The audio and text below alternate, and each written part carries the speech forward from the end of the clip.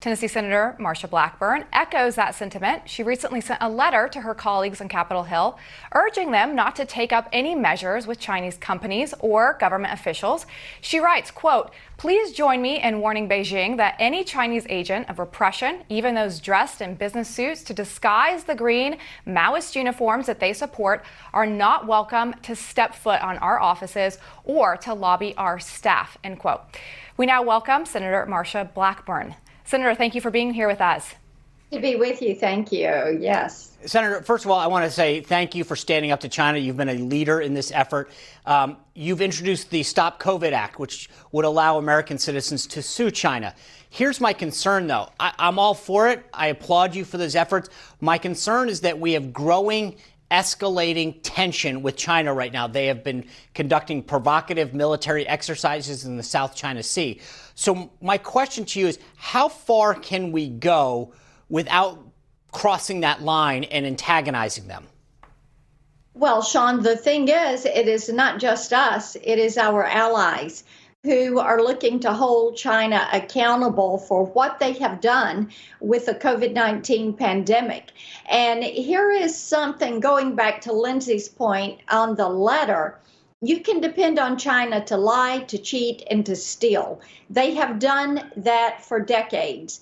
They have made a habit of trying to take our jobs. And what did they do? They sent us a virus. They wanted us to become dependent on them for so many of our supply chains. And now what we're doing is saying, hey, wait a minute. We know what you've been doing for decades. When it comes to consumer goods, when it comes to pharmaceuticals, when it comes to telecommunications, when it comes to chips.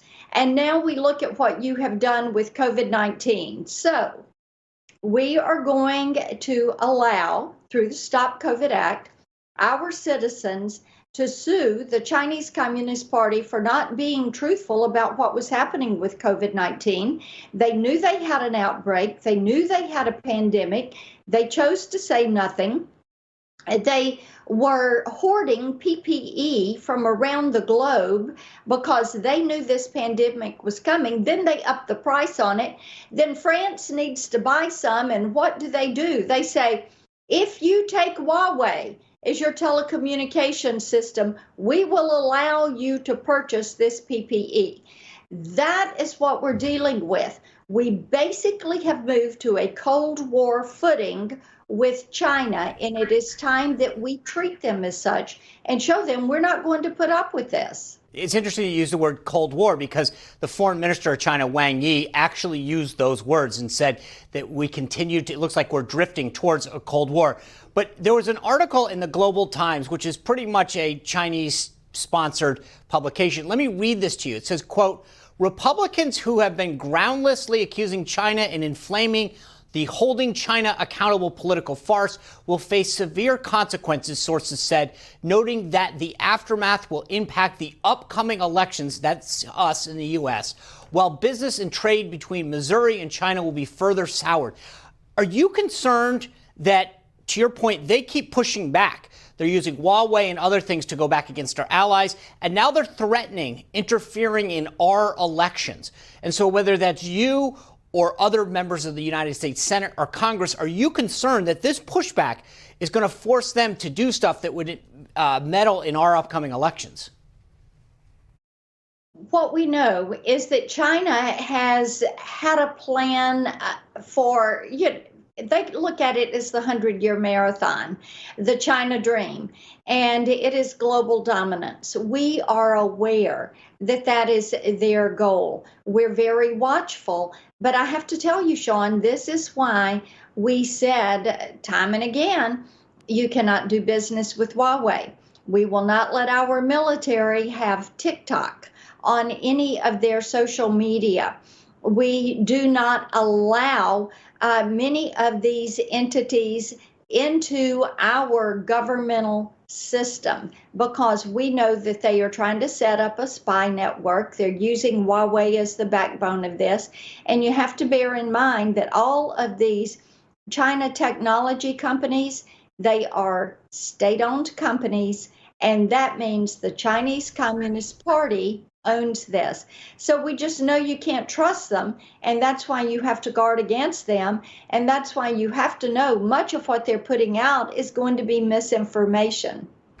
Well, Senator, one of the things also that Senator Cotton has been very outspoken about and saying that this is part of the arm of the China's Communist Party as spyware is students that come into the U.S., specifically ones who are studying our technologies.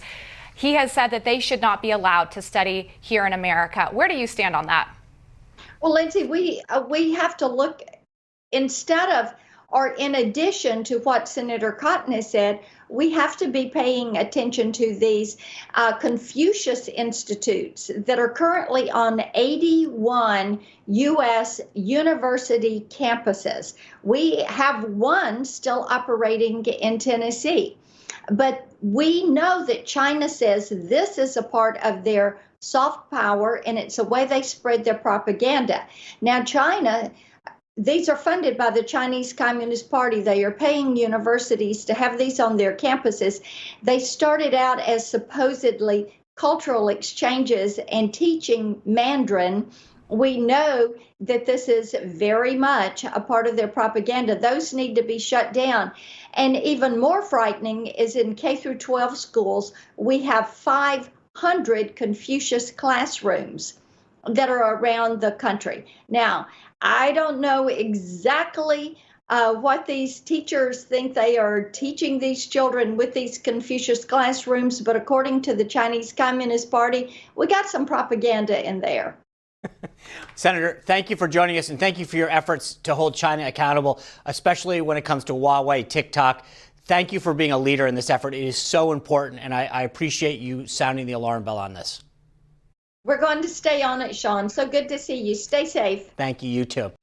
You just watched Newsmax TV, America's fastest growing news channel, now in 65 million homes. Get Newsmax TV on all the major cable systems or go to NewsmaxTV.com and click on the Find Newsmax tab to locate us. Remember, Newsmax TV, we're real news for real people.